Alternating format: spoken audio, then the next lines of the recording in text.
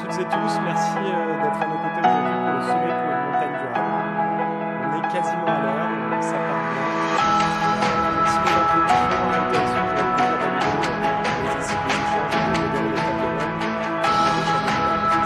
rondes. Lourde mais passionnante mission. Un mot de remerciement à toute l'équipe de la mairie de Chamonix pour l'organisation de cet événement, toute l'équipe technique qui fait que tout va bien marcher aujourd'hui. Une pensée pour l'équipe d'Adcentis, Théo et Eva, pour leur mobilisation sans faille. Et puis j'invite tout de suite à nous rejoindre en début d'échange le maire de Chamonix-Mont-Blanc et président de la communauté de communes de Chamonix-Mont-Blanc, Éric Fournier. Merci beaucoup, merci.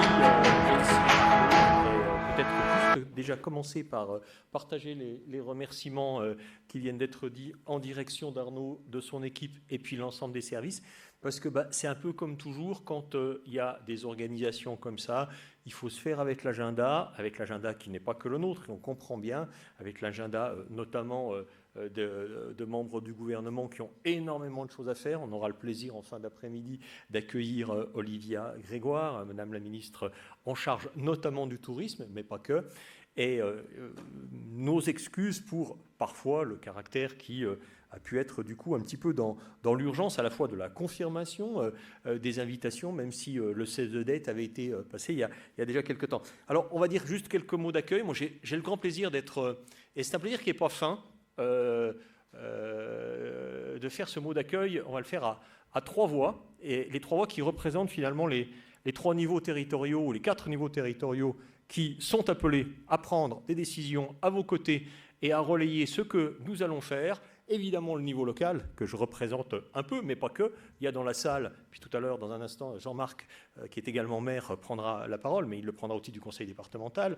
Puis il y a dans la salle de nombreux élus locaux. Je présente aussi un petit peu la région, puisque je suis encore conseiller régional et conseiller spécial sur ces affaires de transition auprès du président du conseil régional. Et puis... Monsieur le député, cher Xavier, qui prendra... On va dire juste quelques mots. Alors, je vais vous dire, il y a un public dans cette salle qui est un public averti, mais qui est non seulement un public, mais vous êtes des acteurs. Vous êtes des acteurs de la transition. Alors, peut-être la question qui pourrait être posée, c'est finalement, est-ce qu'on n'est pas en train de faire l'antépénultième sommet concernant la montagne durable ou le tourisme durable? Absolument pas. Évidemment, on va s'arrêter une nouvelle fois, mais on va tous les partager, on le sait, sur les éléments de constat. Et on va avoir experts scientifiques qui vont nous redire, en faisant un focus sur nos montagnes, ce que, globalement, on a déjà largement conscience. Puis on va parler des enjeux, que là aussi on partage. Alors pourquoi finalement un tel sommet, du coup? La raison est assez simple. C'est que je pense qu'on est à la croisée des chemins. Si on a un objectif commun, et j'en suis persuadé, dans la diversité des gens qui sont dans cette salle, élus, associatifs, socioprofessionnels, responsables de filières spécifiques du tourisme dans nos vallées et dans nos secteurs alpins. Il y a... Alors, soit moi je suis naïf, mais quand je discute avec les uns et les autres parmi vous, je trouve que nos objectifs sont communs. Par contre, ce qui peut parfois différencier, ce qui peut parfois cranter, c'est les moyens de les atteindre. Et c'est sur cette dernière partie, évidemment, qu'on va essayer de s'attarder, et sur lesquelles on va essayer à la fois de faire état des expériences qui sont celles de la montagne sur ces sujets. Je dis de la montagne, c'est évidemment pas que de la vallée de Chamonix. On est à Chamonix, certes, et on a un certain nombre de choses qu'on a pu faire, mais c'est avec beaucoup d'humilité qu'on dit et qu'on dira et qu'on partagera avec ce que les uns et les autres, vous pourrez nous proposer. Mais je crois qu'il est important maintenant d'avoir aux côtés des membres du gouvernement, et je remercie vivement Mme Grégoire de nous rejoindre, et puis tout à l'heure, on aura aussi une interview qui passera de Mme Faure, que je remercie également. Eh bien, il est important maintenant de faire, de montrer l'efficacité, l'unité, la volonté, la prise en compte du monde de la montagne par rapport à ces phénomènes de transition. Ce qui nous attend, c'est effectivement non pas une étape. La montagne en a connu un certain nombre, elle a connu des mutations, elle a connu des évolutions. On sait que c'est véritablement la manière dont la communauté montagnarde va vivre dans les prochaines années qu'il faut re-questionner. Ce n'est pas simplement la question du tourisme, c'est la question de la manière dont on va vivre cette montagne. Vous avez, vous, experts, vous, professionnels, vous, élus, participé, construit un certain nombre d'éléments de scénario, donc il vous est proposé à la fois de les partager et puis évidemment de mettre en place une méthode, des objectifs et de construire collectivement et de se fixer cette manière d'avancer dans une perspective positive et partagée pour notre montagne de demain. Voilà l'objet. Alors on va avoir 3 tables rondes qui vont successivement, je le disais, passer du diagnostic aux enjeux et des enjeux aux solutions. Avant de les aborder, je voudrais, pour représenter le conseil départemental et évidemment la mairie de Saint-Gervais, passer la parole à Jean-Marc Peyex, et puis ensuite on aura notre député Xavier Roseraine qui conclura cette introduction. Jean-Marc, s'il te plaît. Merci beaucoup de ta venue.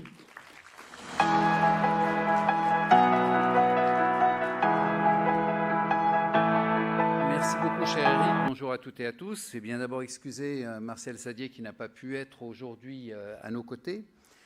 Vous dire que montagne durable, effectivement, comme l'a dit Eric, ce n'est pas un Xème symposium, c'est peut-être de faire un constat et peut-être de changer un peu, à mon avis, la façon de constater. On fait beaucoup de généralités en matière de modification climatique, en matière de tourisme, en matière de développement. Et parfois, on est tous mis, nous les élus, dans le même panier, en pensant qu'on fait tous mal ou on fait tous la même chose. Donc, ce n'est pas du tout la réalité. Et on est plus, effectivement, dans une situation qui relève plus de la haute couture que de la généralité du tableur Excel et des visions parisiennes ou des visions supérieures. Donc moi, ce que je souhaite, et avec le département, c'est qu'effectivement, au-delà des généralités, on comprenne aussi qu'il y a des acteurs économiques, politiques, qui depuis longtemps font de l'adaptation, qui depuis longtemps font les choses correctement, et que c'est déjà ce constat-là, et peut-être de raisonner un peu différemment que le raisonnement à la française, de voir que le côté négatif, mais de partir du constat positif qui existe pour justement en faire quelque chose qui devienne un exemple, un fil conducteur, un fil rouge pour celles et ceux qui ont du retard. Mais il ne faudrait pas croire que nous avons tous du retard.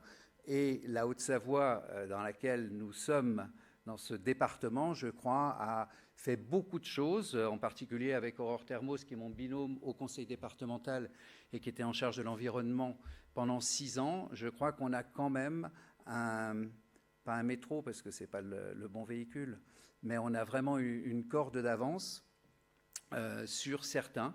Et moi, je suis fier de ce qui a été fait. Je suis fier quand des actions positives sont faites.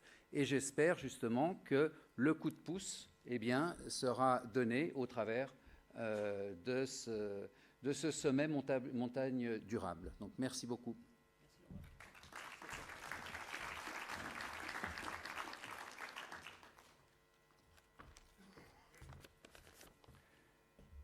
Monsieur le maire, cher Eric, monsieur le vice-président du conseil départemental Haute-Savoie, Jean-Marc, et puis maire de Saint-Gervais, mesdames, messieurs les représentants des élus, j'ai vu le maire de Servoz qui était là, du monde de la montagne, du tourisme, associatif et citoyen, merci vraiment de votre présence.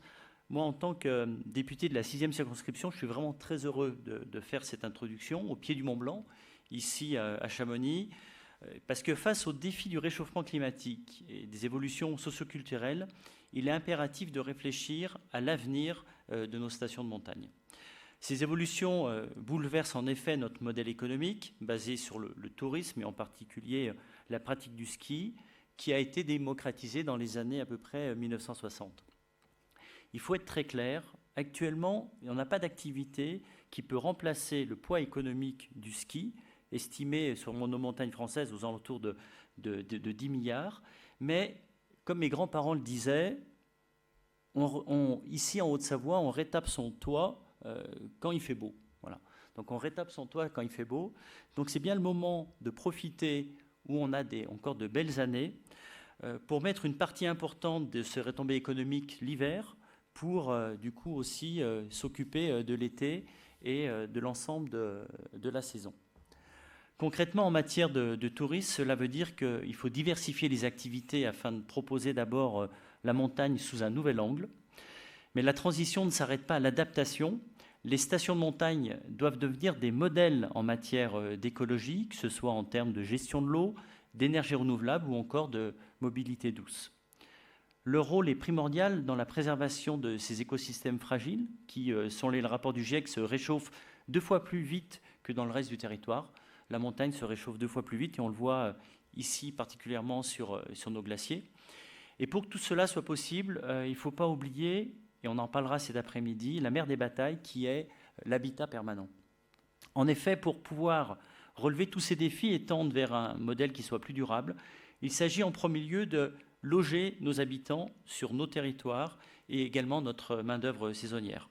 Donc en conclusion, la transition des stations de montagne, ce n'est pas seulement une nécessité face aux défis actuels, mais c'est également une formidable opportunité, et j'espère qu'on en parlera cet après-midi, une chance de réaffirmer l'identité de nos territoires et leurs habitants, renouveler notre offre commerciale, se rapprocher bien sûr les Français de la nature et puis aussi proposer une expérience montagnarde respectueuse de l'environnement.